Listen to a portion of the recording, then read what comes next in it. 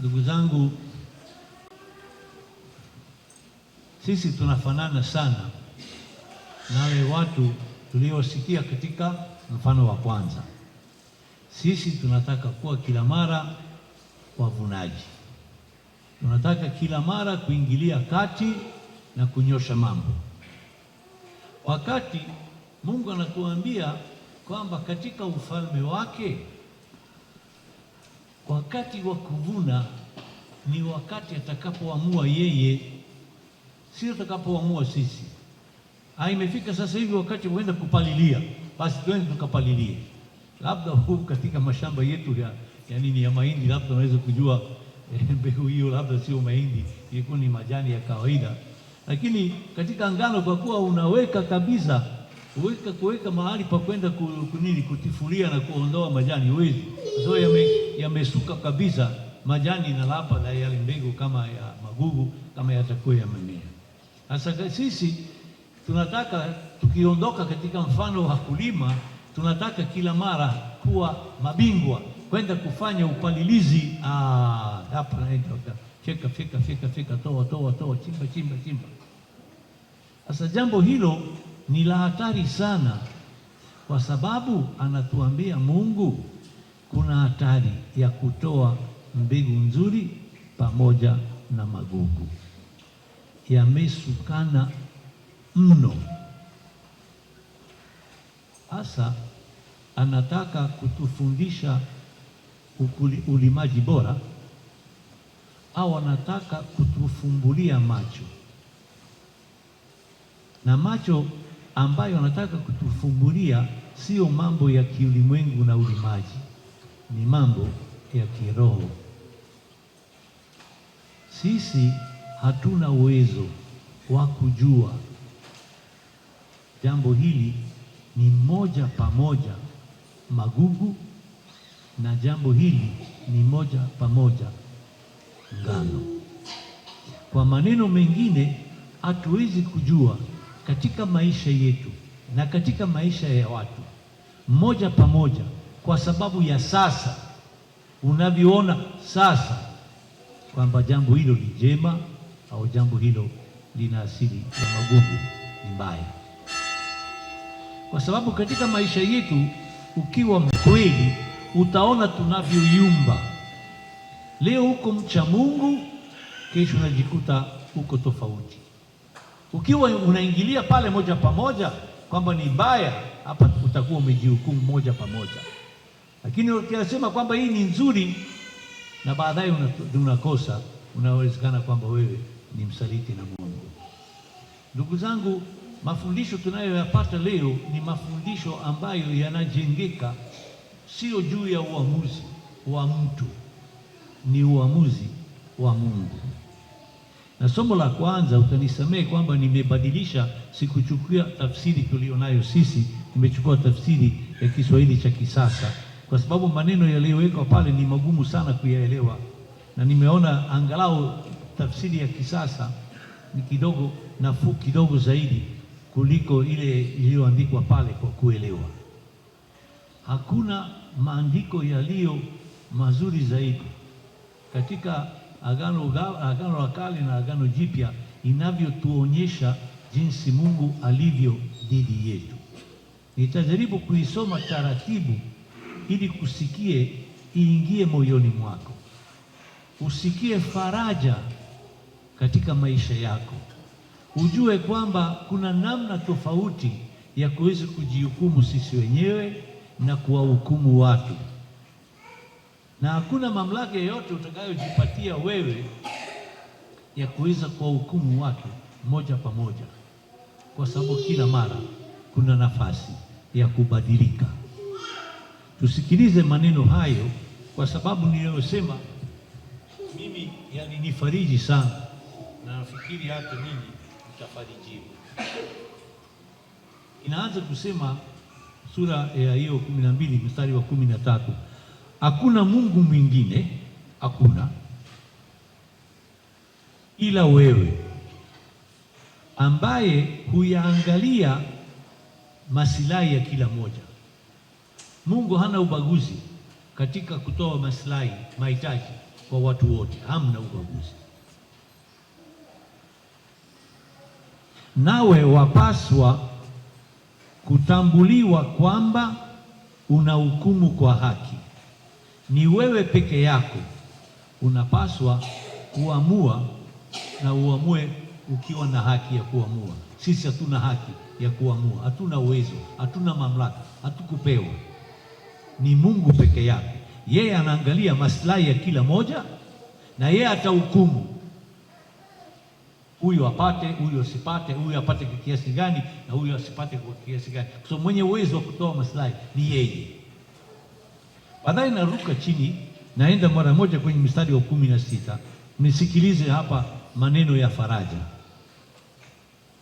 Uwezo wako, Mungu ana uwezo,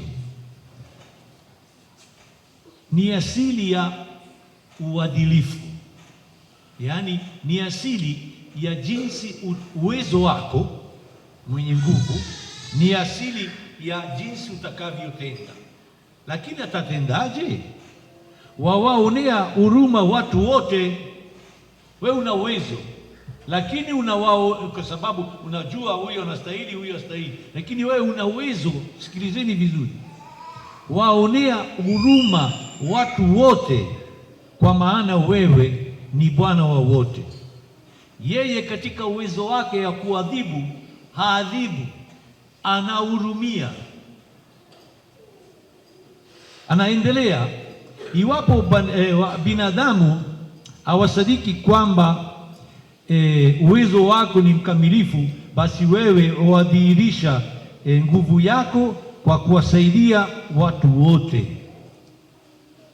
Unatumia uwezo kusaidia watu, sio kuwaangamiza, kuwahurumia, kuwavumilia, kuwapa nafasi ya kuanza upya. Na sasa hapa maneno ya mwisho, ingawa una uwezo mkuu, hata hivyo wanahukumu watu kwa upole. Kama maneno hayo si ya faraja kwangu na kwako, na unatutawala kwa uvumilivu mkubwa, maana una uwezo wa kuadhibu wakati wowote upendao. Ingawa una uwezo wa kuadhibu wakati wowote, lakini anajihusisha na sisi na uvumilivu na upole.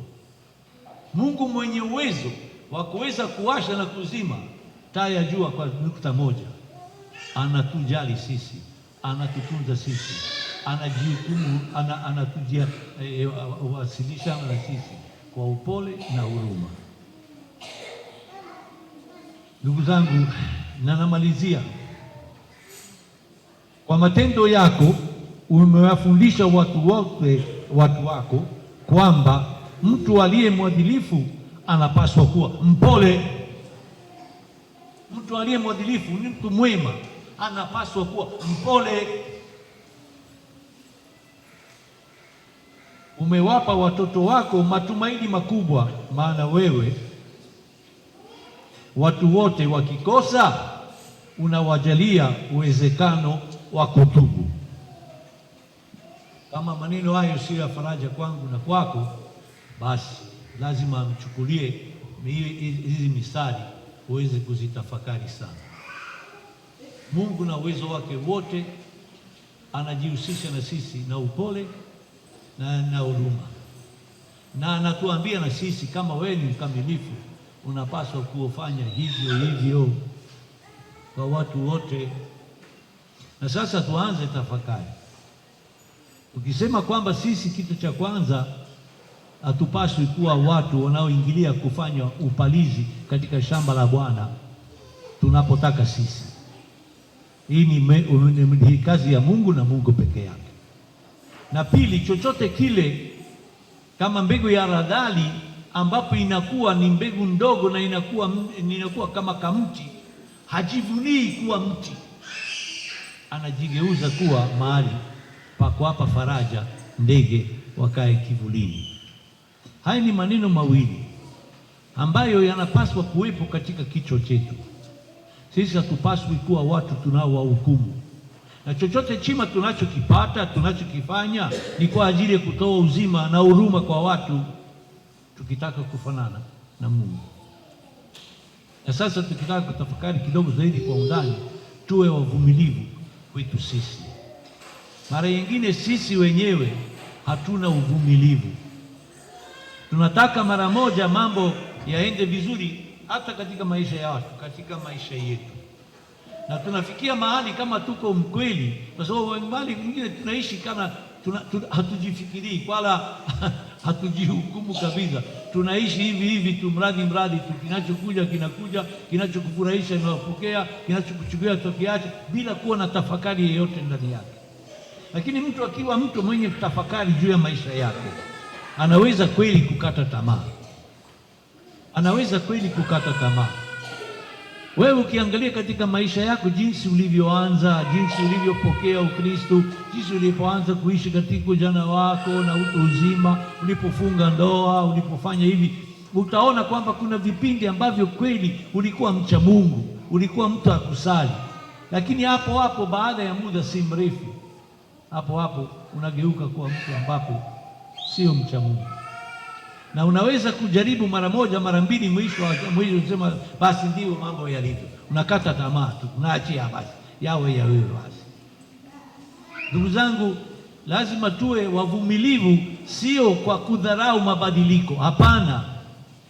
Tuwe wavumilivu kwa kuanza tena upya kila siku. Maisha yetu ya Kikristo ni kila mara mwanzo wa kupanda, ni kupanda mbegu ya matendo madogo madogo.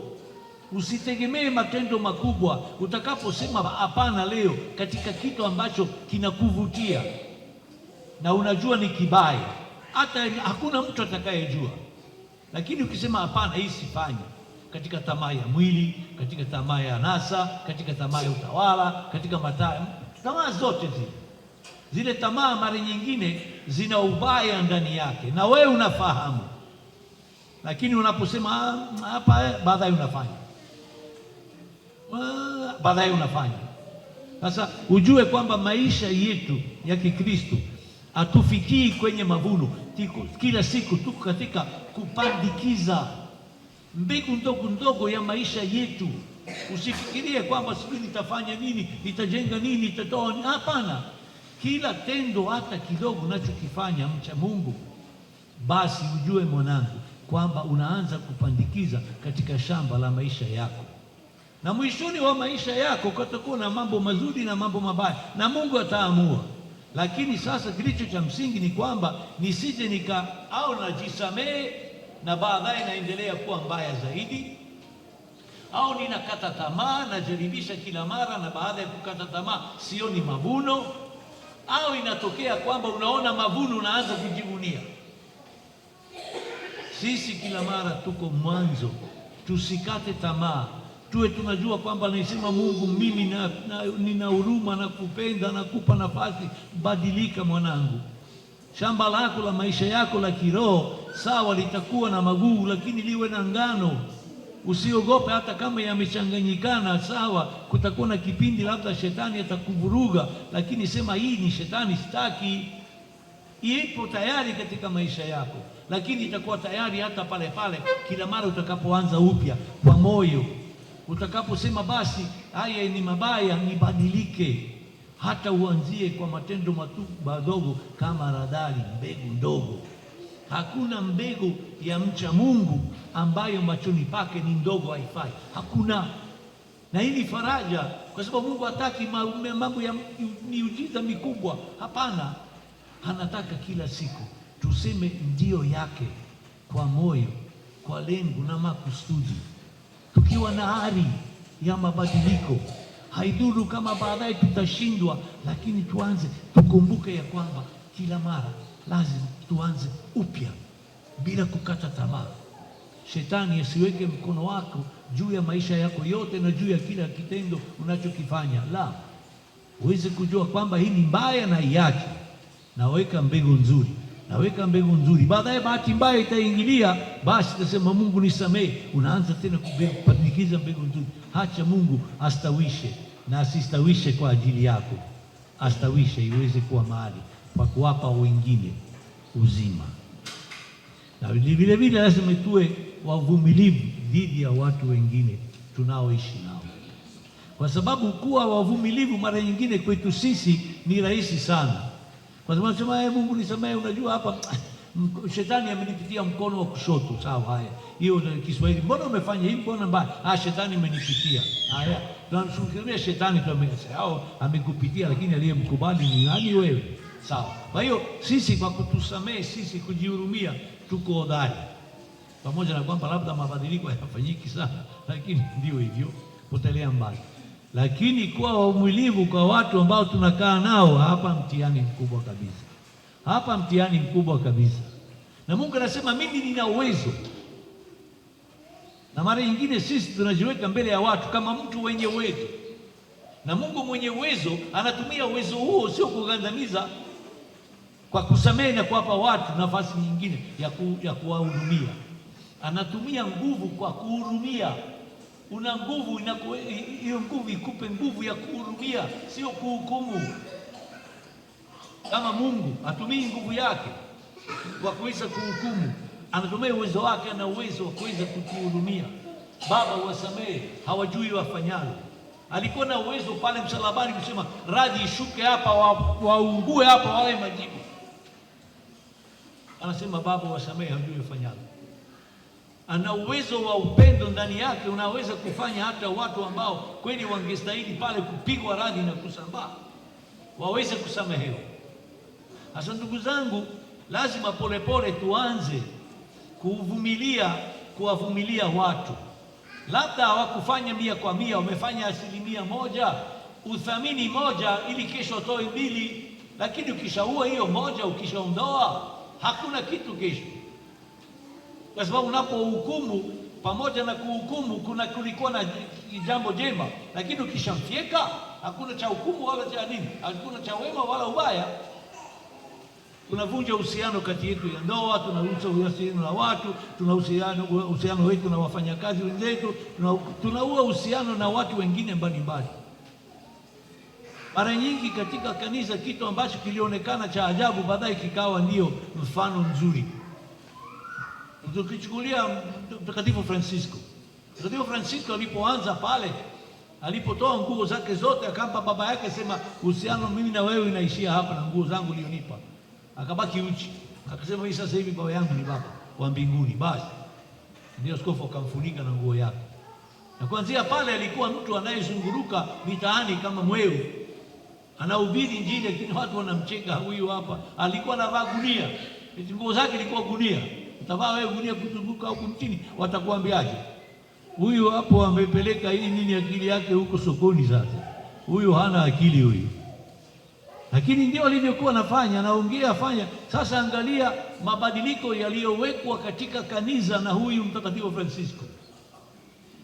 Alipoota ndoto, Mungu akamwambia, sasa kanisa langu linaanguka, mimi nakutuma wewe uweze kuimarisha. Mtu ambaye alikuwa anatembea kama mweu barabarani ndio akasimamisha kanisa, ilikuwa inaanguka pamoja na utakatifu wake wote uliokuwa unataka, ulikuwa na meremeta pembeni, kama ulikuwa utakatifu au ulikuwa utawala.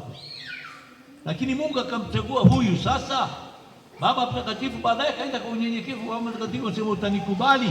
Angekwambia hapana, wewe ufai, toka, ingekuwaje? Kanisa lingekuwaje? Lakini ndugu zangu, ndio hivyo kwamba tusihukumu watu. Ujue kwamba watu ambao unakaa nao ni shamba ambalo ndani yake kuna magugu na ngano. Ujue hilo. Ukifunga macho unaona kwamba kuna magugu peke yake, basi hapa mambo mabaya yatakayotokea. Hakuna cha ndoa, hakuna. Kwa nini watu mliofunga ndoa hamuoni kwamba huko mwenzako ana mazuri na mabaya? Sasa ukiona ukikuza mabaya tu, ukifikiria kwamba yeye ni mbaya moja kwa moja, hakuna uzuri, utaendeleaje? Huwezi kuendelea, unapiga talaka. Haya, nenda zako basi. Haya, mimi naenda zangu, natafuta mwingine. Huyu utakaye mwingine si atakuwa sawa na yule wa kwanza, kwani atakuwa ngano tupu. Kila mmoja wetu ndani yake tuwe na ujuzi huo, kwamba hata ndani yangu kuna wema na ubaya, Ninapomwambia Mungu anisamehe mimi, nianze upya, nikuze wema, nipunguze ubaya, ndivyo tunavyopaswa kwa sisi kufanya. Tumuigize Mungu katika maisha yetu na uhusiano tulionao na watu, na hapo ndipo tutaweza kweli kukuza kile kilicho kidogo. Labda huenda ni kilicho kibaya ni kubwa sana, sawa, lakini angalau kidogo kipo, uendeleze hicho kidogo, usiwe unafika lote nzuri na mbaya. Hiyo ni kitu cha muhimu sana ndugu zangu katika maisha yetu. Na ya mwisho tumesikia katika somo la pili, sisi mara nyingine tunamkatisha tamaa Mungu kwa sababu tunamuomba vitu vidogo sana, ambapo ni kitu ambacho wala si muhimu sana. Bahati nzuri tumepewa Roho ndani mwetu ambaye anajua tunachokihitaji ni nini, na yeye anaomba badala yetu, kwa niaba yetu, mwela Mwenyezi Mungu, ili yale yaliyo mema ambayo yanatufaa katika mabadiliko ya maisha yetu tuweze kupata. Sisi tunaomba labda, sijui hapo niweze kupata hela kidogo nianzishe biashara, sawa, lakini ni kitu kidogo sana, mbele ya Mwenyezi Mungu. Mbele ya Mwenyezi Mungu lazima tuombe yaliyo ya msingi zaidi katika maisha yetu. Hapo ulikuwa unaenda kupiga bao, unaenda kupiga mambo ya ushirikina na nini. Sasa hapo unaona sawa, uunganishe ombi lako na ushirikina. Muombe Mungu akusaidie uweze kuondoa ushirikina katika maisha yako, labda ndiyo hilo ya muhimu. Hapo unamhukumu wenzako kwa sababu labda sijui alikuwa na zidi na nini, alikuwa na tabia yake, hapiki vizuri, sio afanye nini, labda ananijibu mara kwa mara vibaya, basi unamhukumu. Na hapo una uhusiano wa nje. Sasa muomba Mungu yeye abadilike, na wewe unaendelea na uhusiano wa nje. Sisi mara nyingi sana Mungu anakatishwa tamaa na maombi yetu madogo, ambayo sasa anasema mara nyingine basi anatujalia vile vile, lakini kilicho cha msingi tumshukuru Mwenyezi Mungu kwa sababu ametupatia Roho Mtakatifu ambaye uwe na hakika kwamba anaomba mbele ya Mwenyezi Mungu yale yaliyo ya muhimu katika maisha yako. Usiwe mtu wa kukata tamaa katika maombi yako, lazima tumuombe. Mara nyingine kitu kidogo Mungu anajua, lakini ndani yake huenda kuna kitu kizuri zaidi ambacho Roho Mtakatifu anampelekea Baba pamoja na ombi lako la vichele. Kuna ombi lako la mabadiliko na mafanikio mazuri zaidi katika maisha yako. Usinang'anie kwamba Mungu anipe hicho ninachokitaka mimi, ni kitu kizuri, kitu kibaya, ni kitu kidogo, ni kitu kikubwa, ni kitu cha msingi katika maisha yangu, au ni kitu kinachopita.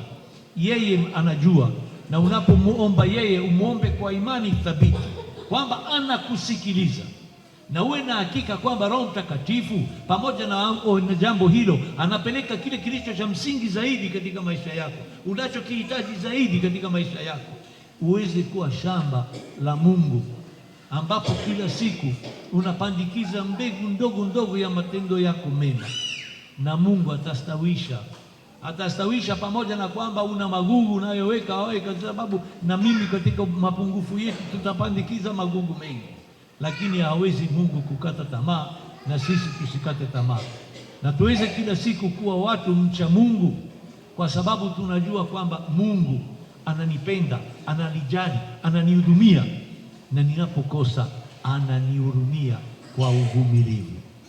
Mambo hayo ndugu zangu yanapaswa leo kutufanya tutoke hapa na furaha kubwa sana, na tukiwa na watu wenye mamlaka. Amesema mwisho hapo, nitasoma tena, utumie mbinu ya kusamehe ili uweze kustawisha maisha, usiwe unajenga kaburi ndani ya maisha yako. Anasema hivyo kwa matendo yako umewafundisha watu wako kwamba mtu aliye mwadilifu, sawa, anapaswa kuwa mpole. Umewapa watoto wako matumaini makubwa, maana watu wakikosa unajalia uwezekano wa kutubu. Utumie huruma, uwape nafasi ya kuweza kutubu na kubadilika.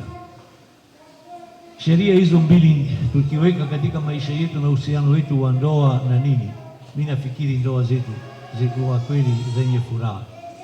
Hatutakuwa tena na haja ya talaka, hatutakuwa tena na haja ya kuweza kufukuzana, kupigana, kwenda mahakamani, kwa sababu kweli huruma na upendo zikitawala na furaha itatawala na upendo wa Mungu utakamilika katika maisha yetu, mazingira yetu na ya watu wote.